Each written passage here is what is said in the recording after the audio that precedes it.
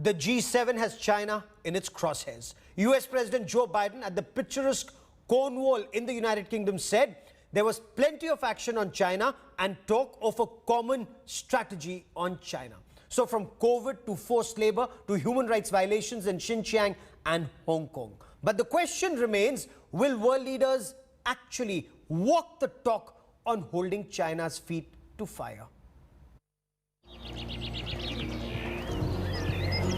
China was on their mind when the leaders of the world's 7 wealthiest countries met in the picturesque Cornwall last weekend. And the communique at the end of the summit said it all, attacking China on multiple fronts from the COVID-19 pandemic to trade to even human rights. Led by the United States President Joe Biden, the G7 announced a Build Back Better World initiative to counter China's Belt and Road Initiative. B3W promises a transparent infrastructure partnership amounting to $40 trillion for developing nations by 2035. I think we're in a contest, not with China per se, but a contest with autocrats, autocratic governments around the world, as to whether or not democracies can compete with them in the rapidly changing 21st century. The G7 also took aim at Beijing on coronavirus, calling for a new study into the origin of the virus. The joint statement specified China had to respect human rights and fundamental freedoms in the Xinjiang province and maintain the autonomy for Hong Kong enshrined in the Sino-British Joint Declaration and Basic Law. The economy, on trade, we will find ourselves in a competitive position with China. We will compete with them. And still in a third area, there will be a need to contest China, particularly in the matters of human rights.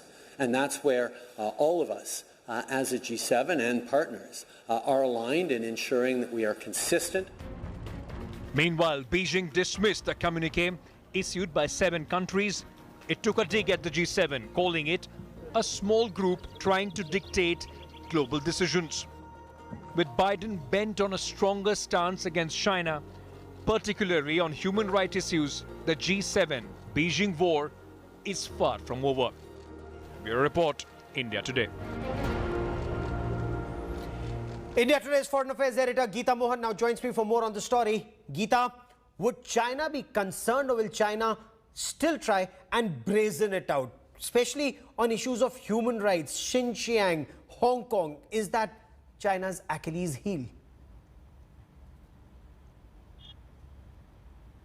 Well, it certainly is, and it is increasingly becoming an area of real discomfort for the Chinese. But the fact of the matter, Gaurav, is that there is a unity when it comes to the global community coming together and seeking real action against China on these 2 fronts that you mentioned. Look at the kind of sessions that they had at the G7, Gaurav, very clearly aimed at ensuring that democratic societies and democracies come together against aggressive authoritarian regimes. Specific conversations took place with regards to China, Chinese oppression, humanitarian crisis, as also human rights violations within China.